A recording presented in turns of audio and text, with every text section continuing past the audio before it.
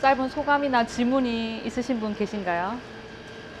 그래서 저는 막 격한 운동을 좋아했는데 내가 뭔가 좀 삐뚤어진 상태에서 그렇게 계속 격한 운동을 하면 그게 더 악화될 수도 있고 더 통증이 생길 수도 있고 부상을 당할 수도 있어서 항상 운동이란 땀이 나야 돼 막 이렇게 생각했는데 지금은 땀 안 나도 내가 내 몸에 정렬을 맞추고 스트레칭 하는 것도 운동으로 쳐줘요.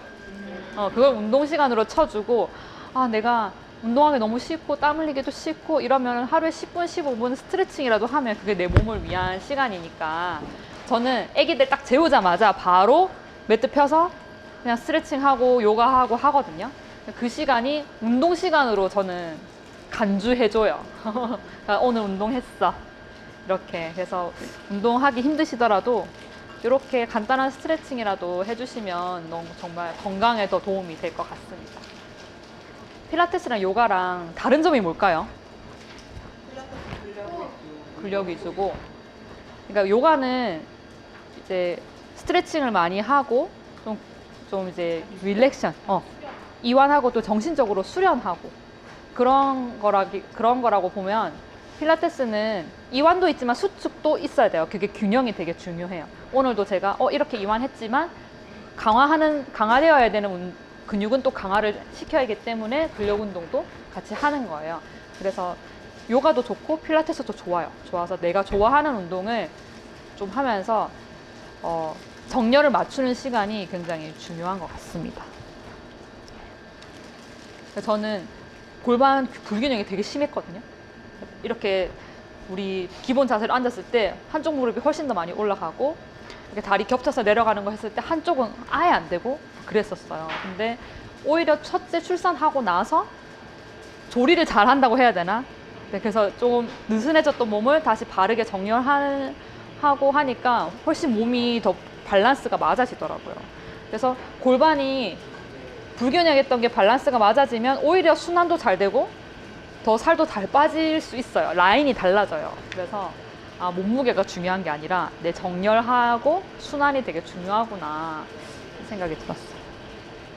그리고 근력 운동을 하면 이렇게 마르신 분들은 근력 운동을 하면 몸무게가 늘 수도 있어요. 근데 그게 살이 찐 게 아니라 근력이 생긴 거니까 정말 몸무게는 내가 정말 과체중이 아니라면 몸무게에 너무 연연하지 않으셔도 될 것 같아요. 정말 근력이 있는 몸이랑 완전히 다른 몸이랑 똑같은 키에 똑같은 몸무게라도 엄청 다르게 보여요. 그래서 정말 근력을 다지는 게 중요하구나. 몸무게는 전혀 신경 안 써도 될 것 같아요. 100% 연결되어 있어요. 내가 척추 측만이거나 뭔가 문제가 있으면 골반에서부터 문제가 되었을 확률이 거의 90% 이상입니다. 그러니까 얘가 안 맞으면 지금은 문제가 없더라도 점점 문제가 생길 수밖에 없거든요. 그래서 항상 골반을 먼저 딱 맞춰주면 다른 것도 훨씬 더 균형이 잘 맞아지죠. 통증이 있으면 내가 예를 들어서 러닝을 하는데 계속 통증이 생긴다. 제가 그래요.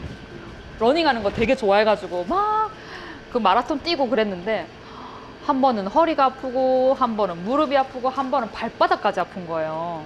그래서 뭔가 잘못됐다. 그러고 이제 러닝을 안 하고 필라테스로 계속 정렬 맞추고 땀이 나지 않더라도 그런 운동을 많이 했죠. 코어 운동하고. 그러니까 통증은 없어지더라고요. 그래서 내가 뭔가를 잘하고 있나 할 때 가장 중요한 게 통증이 있는가, 불편함이 있는가. 그러면 잘못하는 게 맞아요. 내가 전문가가 아닌 이상 내가 잘하고 있는지는 누가 봐주지 않으면 절대 자세히 알 수는 없을 것 같아요. 그래서 저는 제가 트레이너라서 그런 게 아니라 단 10회라도 누군가가 나를 딱 지도해주는 게 있으면 그게 평생 재산이에요. 그래서 내가 너무 운동을 잘 모르겠고 내가 잘하고 있는지 모르겠으면 투자라고 생각해요. 그래서 저는 강사인데도 아기 낳고 PT 받았거든요. 그러니까 저도 대접받고 싶은 거야. 그 PT를 받는다는 게 정말 나에게 럭셔리를, 그러니까 뭐 명품을 들고 입는 게 럭셔리가 아니라 전 그게 진짜 럭셔리라 생각하거든요. 그래서 남편한테 저는 조리원에 안 갔어요. 둘째 낳고 조리원 안 가는 대신 나 PT 10회 할 거야. 그게 조리원보다 훨씬 싸. 그래서 그걸로 조리를 했어요. 그래서 필라테스 샵에 가서 1대1로 10회 딱 받으면서 이제 산후 골반 교정하고 코어 운동하고 그렇게 했는데 강사지만 또 다른 강사한테 배우면 또 새로운 점을 배우잖아요. 그래서 저는 굉장히 만족했거든요. 그래서 그런 내가 잘하고 있나 계속 알쏭달쏭하고 내가 운동을 한다고 투자하는 시간과 노력이 이게 지금 내가 잘하고 있는 건지 궁금하시면 한번 투자를 해보는 것도 저는 나쁘지 않다고 생각합니다. 남자도 정말 필요해요.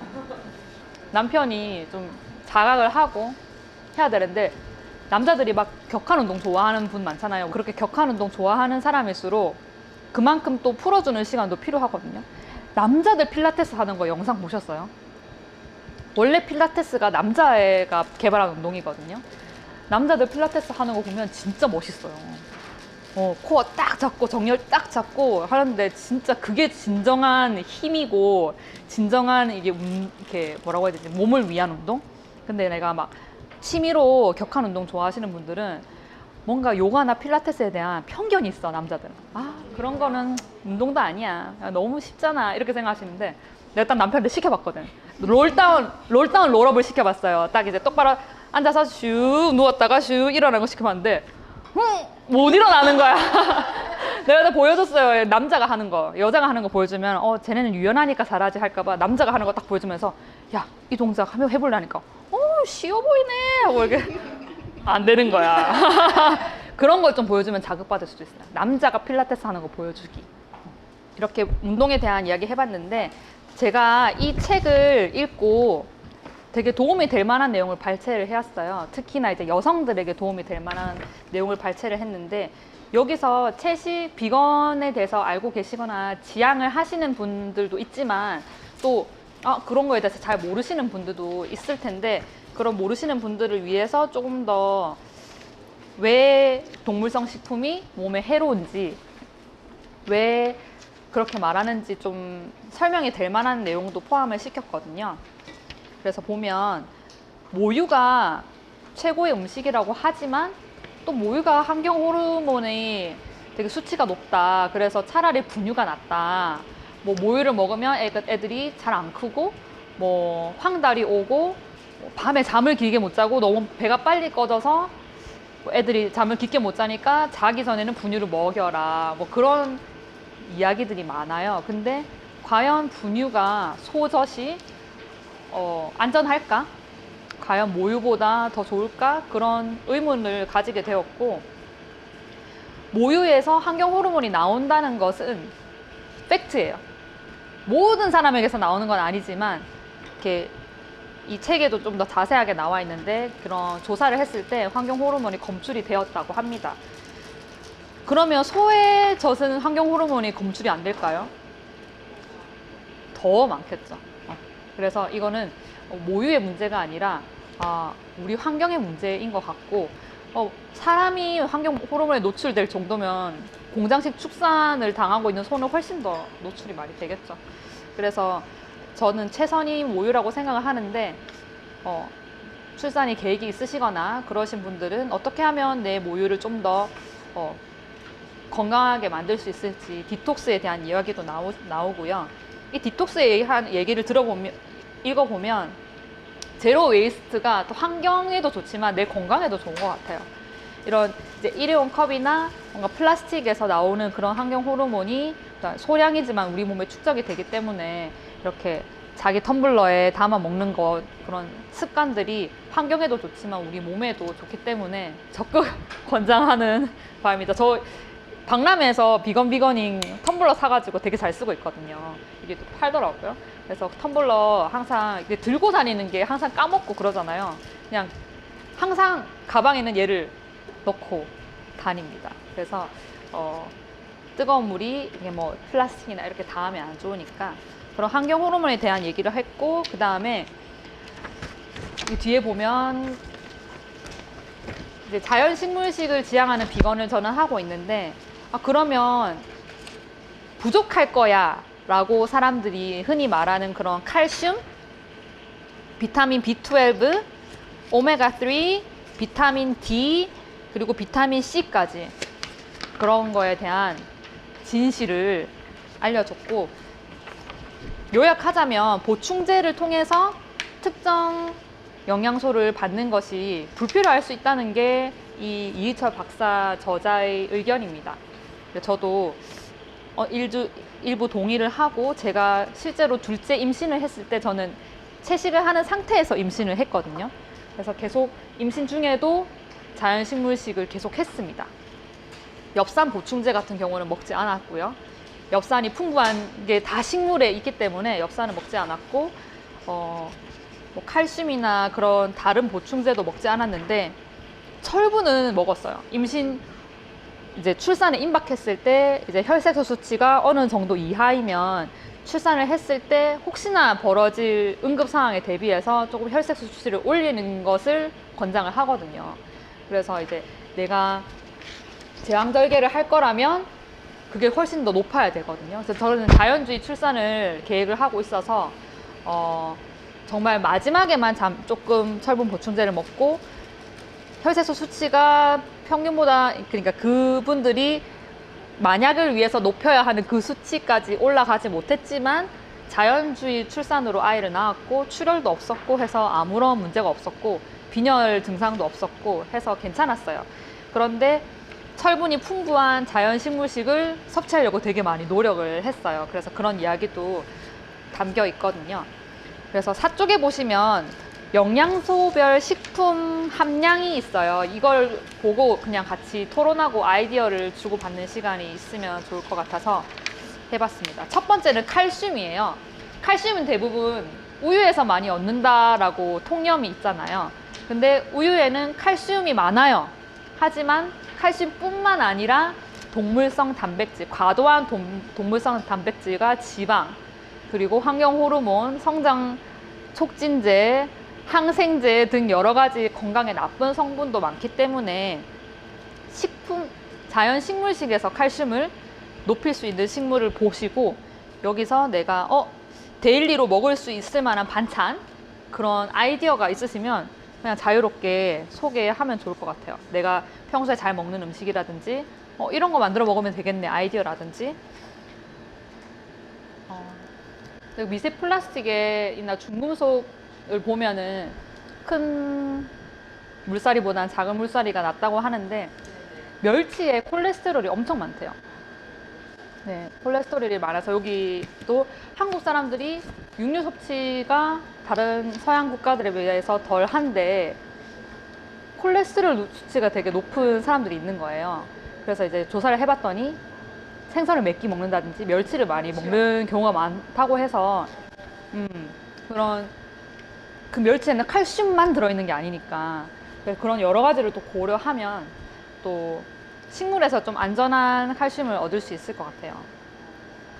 보면은 여러 가지, 제가 4가지를 소개를 했거든요. 칼슘이랑 다음 페이지에는 철분, 그리고 비타민 C, 엽산 이렇게 소개를 했는데 해조류가 빠지지 않아요.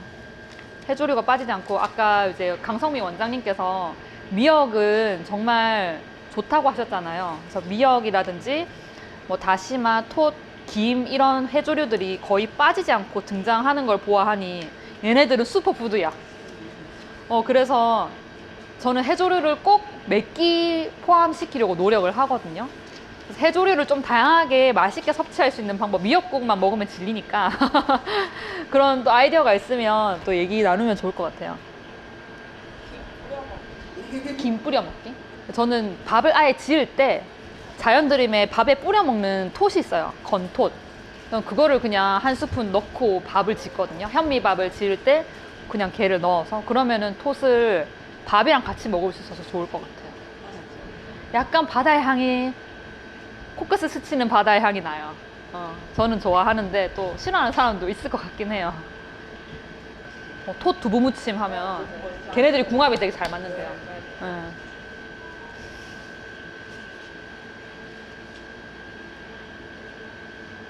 그리고 저는 이 케일을, 녹색 잎채소를 샐러드를 먹지 않는 이상 먹기가 좀 힘들잖아요. 나물을 늘 만들어 먹는 것도 귀찮고, 그래서 케일을 항상 사요. 유기농 케일을 사가지고 이제 밥 딱 했을 때 케일을 그냥 대충, 유기농 케일이니까 그냥 대충 흙만 씻어가지고 밥 위에 탁 올려놓고 뚜껑 닫아 놓으면 얘가 약간 숨이 죽거든요. 그러면 좀 먹기에 연해져요. 그렇게 해서 밥을 싸 먹는데 한 끼에 한 4-5장 정도 그렇게 싸먹는 것도 괜찮은 칼슘 섭취 방법이 될 것 같아요. 아이를 키우시는 분 많이 없네요. 많이 없네요. 저희는 아이들은 톱밥 지으면은 잘 먹더라고요. 콩밥 지어도 잘 먹고 그래가지고 콩밥, 톱밥, 아니 콩톱밥 해가지고 그냥 밥에 그냥 밥에 다 밥이 영양가가 넘치면 좀 반찬이 조금 부실해도 아니면 반찬 몇 가지밖에 없어도 좀 안심이 되는. 이게 이제 도시락 사진이에요. 오, 도시락. 아, 이렇게 네. 도시락 드신대요. 이게 톱밥인가요? 아니요, 그거는 현미 잡곡밥을 김하고 버무려서 이렇게. 주먹밥 한 거. 김 버무리, 네. 현미랑 병아리 콩, 네. 밥 병아리랑 짓고, 옥수수랑 견과류랑, 이제 파프리카랑 네. 잎채소랑 이거는 얼린 블루베리, 네. 견과류. 이 정도면 훌륭하네요. 콩류가 좀 더 있어도 괜찮을 것 네. 같아요. 콩반찬 같은 거. 근데 콩반찬도 되게 좀 한계가 있잖아요. 콩자반만 할 수도 없고. 그래서 밥에 때려 넣기. 아니면 현미쌀하고 콩떡해서 먹어요. 아, 떡을 네, 콩떡. 콩떡을. 네, 그러면 급할 때 도시락으로 몇 개 들고 나가지고. 떡을 직접 만드세요? 아니 그냥 떡집에다가 떡집에서. 이제 콩하고 현미쌀하고 해서 네. 저는 여기도 적어놨는데 오트밀이랑 치아씨드랑 같이 식물성 밀크에 불려가지고 먹거든요. 여기 치아씨가 보면 되게 칼슘 함량도 많고 나중에 뒤에도 다른 것도 되게 많아요. 철분도 많고 씨앗류에 항상 많이 등장하는 아이인데 그래서 저는 치아씨를 많이 먹기 위해서 얘를 불려 먹는 게 좋아요. 치아씨는 물을 많이 머금어서 이걸 생으로 먹었을 때 장에 있는 물도 많이 흡수를 해서 변비를 일으킬 수 있거든요. 그래서 뭐 소량씩 약간 토핑으로 뿌려 먹는 건 괜찮지만 이렇게 듬뿍 먹기는 생으로 먹기가 좀 그래서 불려 먹는데 이거랑 오트랑 같이 물을 많이 머금어서 오트밀이랑 치아씨를 넣고 식물성 음료를 넣고 그대로 밤새 냉장고에 넣고 불리면 그 다음에 약간 푸딩처럼 돼요. 그렇게 해서 꼭꼭 씹어 먹어도 되게 고소하고 맛있어요. 그렇게 먹는 것도 또 아이들한테는 저 그렇게 자주 해주는데 그게 되게 영양가 있는 음식이 될 것 같아요. 아침에 만들어서 그냥 바로 먹거든요. 바로 그냥 그 자리에서 오트랑 그 끓여가지고. 아, 끓여서 먹으면? 네네, 바로 먹거든요. 그런 것도 상관이 없을까요? 네, 끓여 먹는 것도 괜찮아요. 끓여 먹는 게 더 소화는 잘 되겠죠? 근데 요즘은 더워서 제가 불 쓰기 싫어가지고 그냥 불려 먹는데 그걸 오버나이트 오트라고 하거든요. 여름에는 그게 맞는데 겨울에는 또 되게 타죠. 그래서 저는 겨울에는 죽으로 끓여 먹어요. 그럼 여름에는 그냥 그 차가운 상태로 꺼내서 데우지 않고 바로 먹어요? 네네네. 아이스크림처럼 애들한테 아이스크림이다! 이러면서 그 위에 이제 화려한 토핑으로 이제 바나나랑 막 블루베리랑 견과류랑 막 이렇게 올려주면 되게 좋아하거든요. 자기들이 토핑 하해서 먹을 수도 있고 그래서 그렇게 주면 오트밀 죽, 네, 오트밀 죽으로 줬을 때보다 더 잘 먹더라고요. 전혀 없어요. 아, 진짜요? 왜냐면 일반식을 하는 아이들보다 훨씬 자연식물식에서 다양하고 풍부한 식사를 하기 때문에 만약에 이렇게 생각하시면 그냥 일반적인 아이들 급식 있잖아요. 거기서 동물성 음식을 뺀다. 이렇게들 많이 생각하시거든요. 그러면 당연히 부실한 식사가 되죠. 그게 아니라 저는 더 채우는 거죠. 콩류를 채우고 잡곡류를 채우고 견과류를 채우고 여러 가지 잎채소나 이런 것도 애들이 잘 먹을 수 있는 방향을 생각을 해서 채워서 주니까 그런 문제가 없고 오히려 요즘 아이들은 매 끼마다 고기를 먹기 때문에 영양 과잉 상태라서 그게 더 많은 문제가 되고 있어요. 그래서 아이들 성조숙증이 엄청 심각하고요. 지금 초등학생들은 한 2학년 되면 성조숙증 검사를 거의 다 받는다고 하고 열에 한두 명은 성조숙증의 판단을 받아서 호르몬을 처방받는다고 해요. 호르몬 억제나 그런 거를. 그래서 그게 생각보다 엄청 심각하고 그게 몸의 건강에도 심각하지만 정서적으로도 되게 심각해요. 나는 애인데 몸은 막 너무 빨리 크는 거예요. 막 성욕도 생기고. 그래서 애들이 이걸 주체를 못 하는 거예요. 그리고 손에는 스마트폰 있죠?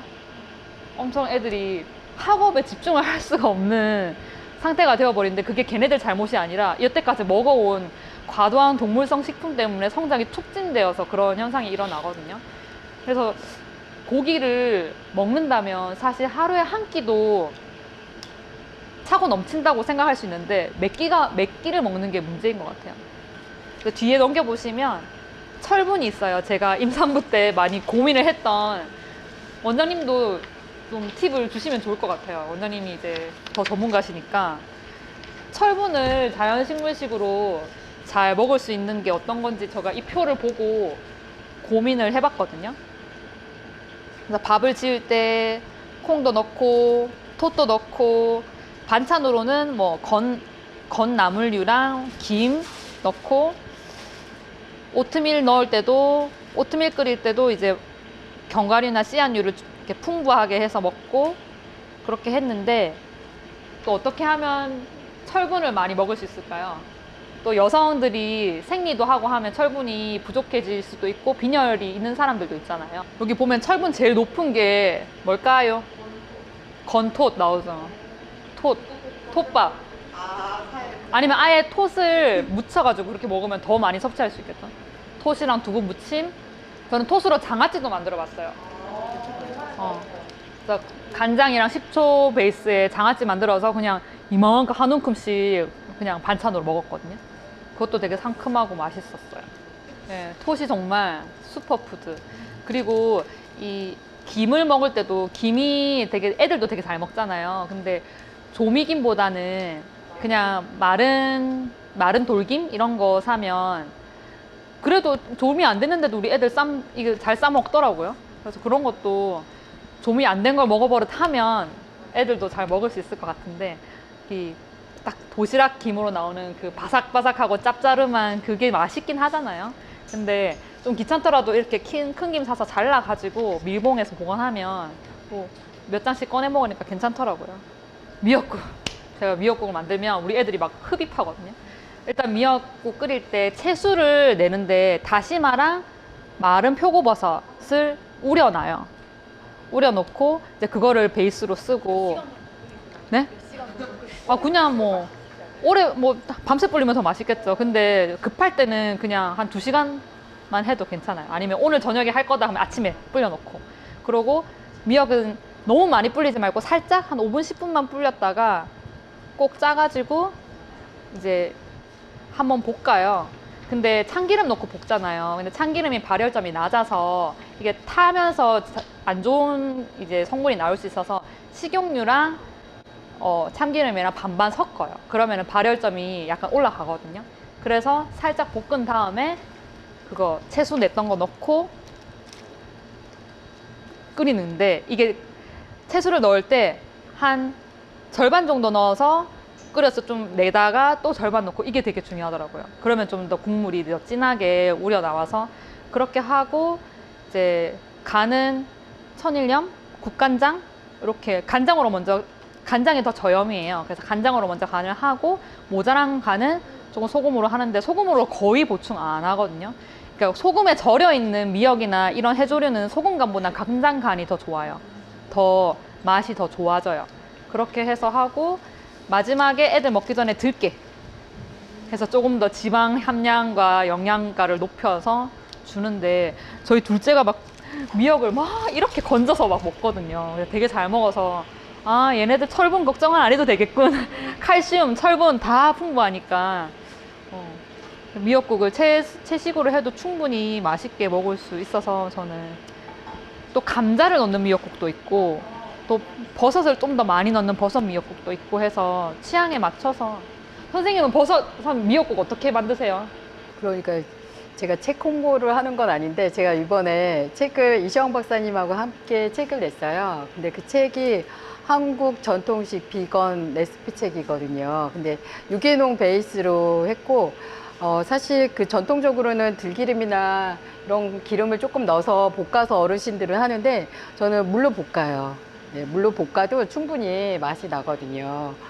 그게 이제 산모들용 미역과 우리가 이제 그냥 가볍게 끓여 먹는 미역들이 조금씩 차이가 져요. 그 미역의 질감에 따라서 요리가 조금씩 바뀌거든요. 그래서 산모들 미역은 많이 끓여서 하기 때문에 좀 부드러운 것 같기도 하지만 약간 질긴 면들이 있어요. 도톰하고. 그런 건 오래 끓이는 거예요. 그래서 될 수 있으면 기름을 섞지 않고 물로 충분히 볶고 나서 얘가 좀 야들야들해졌어 이런 느낌일 때 물을 벗어 많이 끓이시면 좋고, 산모들이 먹을 때는 아까 얘기한 것처럼 이제 견과류 같은 거를 좀 많이 넣어서 하고, 대추도 좀 넣고, 또 산모들 경우에는 과일을 넣어도 괜찮아요. 그렇게 해서 푹 끓여서, 네, 과일을 사과도 넣어도 괜찮고 다 괜찮아요. 네, 네. 그거는 무슨 말이냐면 마치 우리가 한약을 달여서 먹듯이 많은 것들을 넣어서 드시면 굉장히 좋거든요. 그래서 여기 이런 거와 상관없이 이제 요리를 할 때는 그렇게 해서 이제 산모들 용은 그렇게 해서 충분히 넣어서 끓이시고요. 우리 보통 이제 한살림이나 생협이나 이런 데 가서 보면 자른 미역들 있어요. 이런 애들은 되게 부드러워요. 그러면 살짝 담궈서 오래 담그면 이런 미역들도 다 맛이 없어요. 톳, 고시래기 이런 유들은 많이 담그면 맛이 없거든요. 그래서 일단은 가볍게 담궈서 풀어졌다 그러면 걔네들도 마찬가지로 물로 살짝 볶아서 바로 물을 넣고 끓이면 돼요. 그리고 거기다가는 감자, 통감자 약간 썰어서 넣으면 맛있고요. 그리고 이제 아까 얘기한 것처럼 이제 다양한 버섯들 바꿔가면서 넣어도 되고, 그리고 마지막에 이제 불을 다 끄고 먹을 때마다 브로콜리를 넣는 거예요. 브로콜리는 끓여서 팔팔 끓이는 게 아니고 끓이고 불을 끄고 마지막에 브로콜리를 넣어야지 브로콜리가 그대로 식감도 살고 색도 예쁘고 브로콜리에 들어있는 성분까지 다 먹을 수가 있어요. 그래서 그런 식으로 바꿔가면서 미역국을 먹으면 가장 좋고, 또 어르신들이나 마찬가지로 미역국에는 호두, 우리 호두 같은 거 넣어도 좋고, 또 열량 중에 기름을 좀 많이 섭취를 해야 된다면 우리가 들기름, 참기름보다는 잣을 넣어서 또 먹을 수도 있어요. 마지막에 넣어서 먹는 거죠. 그리고 철분이나 엽산은 우리 조상들이 너무나도 뛰어나기 때문에 우리 나물류, 봄에 나는 취나물이나 이런 아이들을 말리면 엽산과 철분이 아주 많이 올라가요.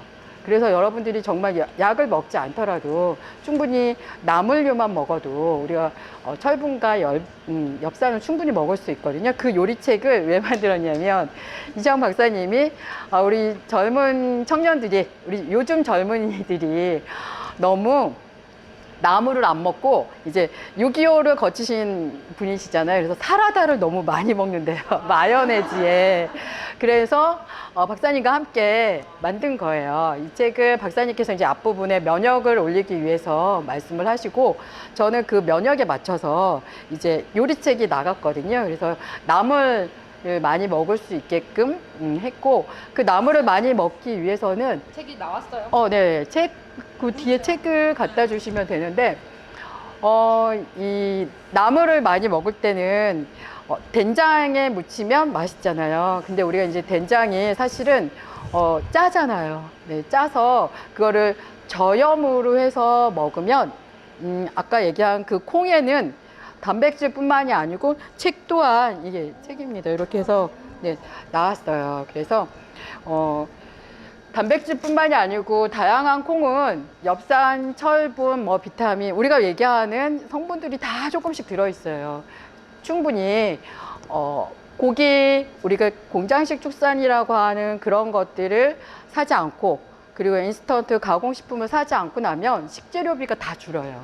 그럼 그 식재료비를 살 때 이제 많은 과학자들이 채식을 하라고 얘기를 하는데, 그 채식을 할 때 농약, 제초제, 화학비료가 있는 채식을 하면 정말 나의 몸도 좋아지고 지구도 좋아질까요? 그렇지 않은 거죠. 그래서 우리가 육식을 줄이는, 특히 그런 가공식품을 포함한 모든 것들을 줄이고 나면 친환경 농산물이라고 하는, 가급적이면 무농약도 아니고 유기농, 그리고 제철 자연 재배, 그리고 GMO가 아닌, 될 수 있으면 우리의 그냥 일반 종자, 우선적으로 토종이라는 종자로 만들어져 있는 또 그런 제철 채소를 사서 우리가 요리를 하면 충분히 영양 걱정을 하실 필요가 없거든요. 지금 아마도 이철 선생님의 책에는 데이터적으로 그런 거를 이제 성분을 다 해놨어요. 그래서 우리 조상들이 정말 위대한 거는 이렇게 과학적이지 못하신데도 봄에 그걸 다 말려서 겨울에 드셨다는 거예요. 그래서 우리는 묵나물이라는 게 있어요. 네, 그 묵나물에 우리 조상들은 조물조물 간장이나 된장으로 무치면 거기 안에 요즘 말하는 마이크로바이옴이라고 하는 유산균이 그냥 막 살아있어요. 네, 그냥. 그래서 돈을 주고 굳이 약품을 드셔야 될 때가 아니고, 우리의 조상들이 준 된장, 간장, 그리고 위대한 김치, 이런 것들로 먹으면 마이크로바이옴이라고 하는 것들도 듬뿍듬뿍 먹을 수 있고, 지금 막 이렇게 화두가 되고 있는 철분과 엽산은 사실은 미역 다시마보다 더 많이 들어있어요.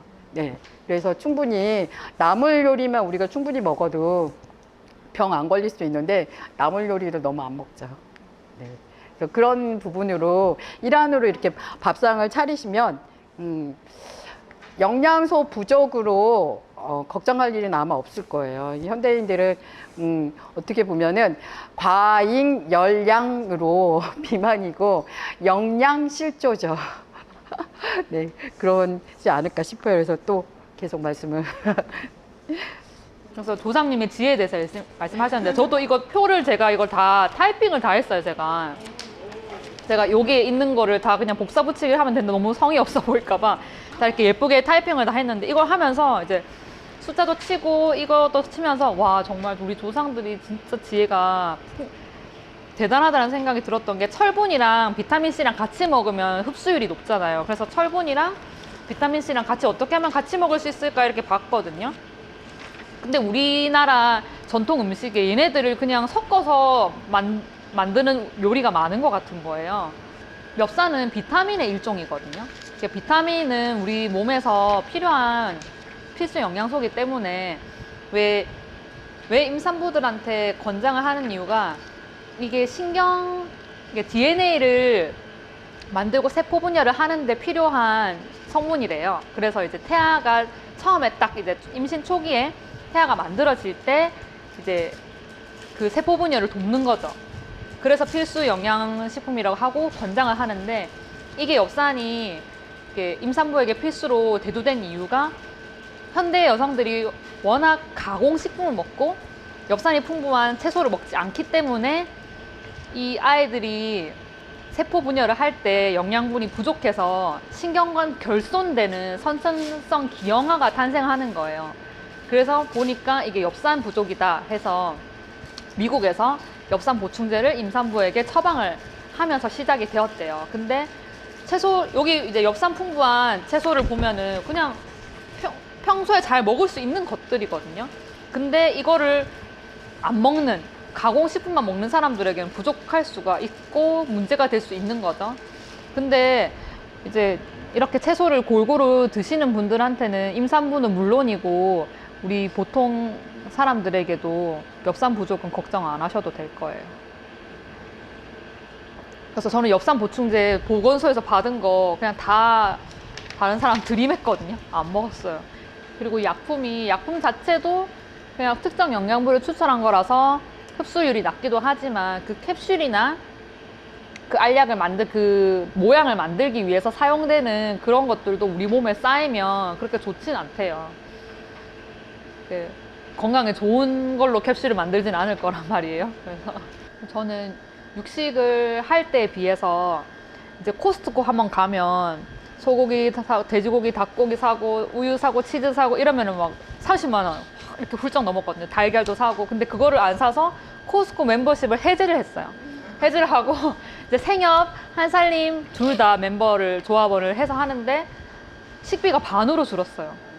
그런데도 퀄리티, 일단 쌀 유기농 현미쌀 먹고 모든 채소와 과일을 되도록이면 유기농으로 먹는데도 식비가 절반이 줄은 거예요. 그래서 외식이나 배달음식도 확실히 거의 배달음식은 아예 안 먹고 외식은 비건 뭐 이런 데서 몇 번 하긴 하지만 외식비도 다 많이 줄어서 훨씬 내 먹는 퀄리티는 높아지고 식비는 줄어들어서 정말 만족하고 있습니다. 처음엔 그랬습니다. 처음엔 그랬습니다만 비건 맛있는 게 너무 많이 생기더라고요. 이런 빵 같은 것도 너무 맛있고, 저는 부산 사는데 부산에도 비건 음식점이 되게 많이 생겼거든요. 카페랑. 근데 자연식물식만 하면 과식을 그렇게 할 수 없기 때문에 막 미역국을 막 냄비째 먹을 수 없잖아요. 그러니까 자연식물식을 하면 내 식욕에 맞게 적당하게 먹을 수 있는데 가공식품을 많이 먹으면 식탐이 생기고 또 디저트 배라고 해서 더 먹게 되더라고요. 그래서 처음에 자연식물식을 할 때는 살이 쭉 빠졌는데 이제 맛있는 빵집 투어 막 이런 거 하면서 또 쪄요. 그래서 자연식물식을 하려면 가공식품은 최대한 덜 먹으면서 해야 체중 감량 효과를 기대할 수 있습니다. 제가 이제 다이어트를 많이 지도를 하고 하니까 여러 종류의 이제 사람들과 걱정들을 만나는데 다이어트를 원하시는 여성분들 중에 거의 90%가 밥을 되게 무서워해요. 그러니까 밥량을 줄이려고 해요.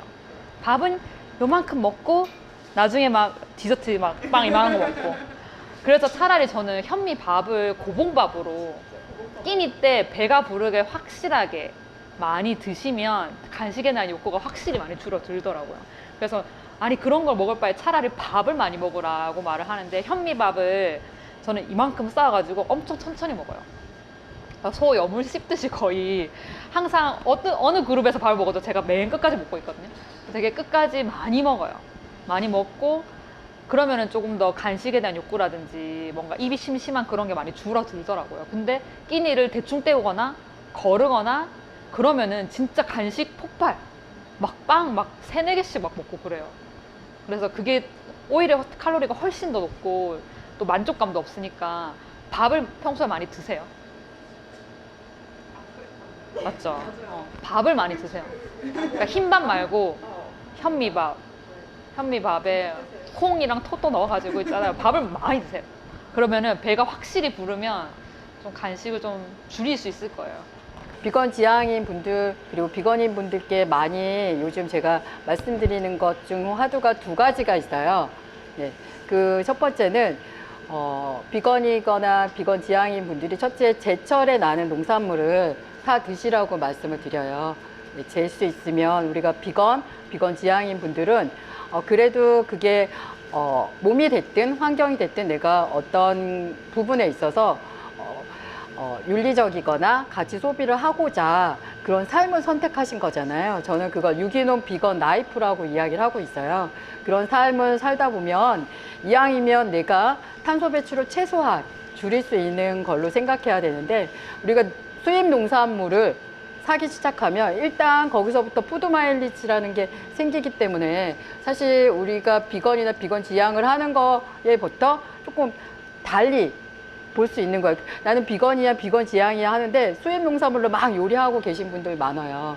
일단 동물을 먹지 않는 부분에 있어서 그렇게 지향하는 건 베스트죠. 하지만 우리가 좀 더 지금 모두 다 지구인들이 한 그룹이 돼서 우리가 탄소 발자국을 줄이자고 하잖아요. 이제 그런 차원에서는 우리 제철에 나는 농산물을 선택해야 되는데 아까 말씀드린 것처럼 농약, 제초제, 화학비료, GMO는 우리 농산물 땅과 우리 몸을 살릴 수가 없어요. 지구가 건강할 수 없다라는 전제하에 다 아시겠지만 그게 지금처럼 비가 오면 다 바다로 가잖아요. 그러면 그건 또 다시 우리가 소위 말하는 바다 안에 있는 아이들이 다 먹고 있어요. 이렇게 비건과 비건 지향 삶을 사는 부분에 있어서 유기농 비건 라이프의 어떤 삶을 살 거면 이제 그렇게 지향을 조금 해주시기를 바라고요. 오늘 이렇게 만나서 우리 운동도 하고 맛있는 비건 디저트도 먹으면서 앞으로 어떤 걸 먹어야 되는지 토론을 해봤는데 저도 많은 걸 배울 수 있었고 또 같이 이렇게 저는 대면으로 만나는 걸 되게 좋아해요. 온라인으로 만나는 거는 뭔가 집중이 잘 안 돼가지고 이렇게 만나서 있는 시간이 저는 되게 행복했어요. 그래서 다음에도 좋은 기회로 엑스포에서도 이렇게 만날 수 있으면 좋겠습니다. 감사합니다.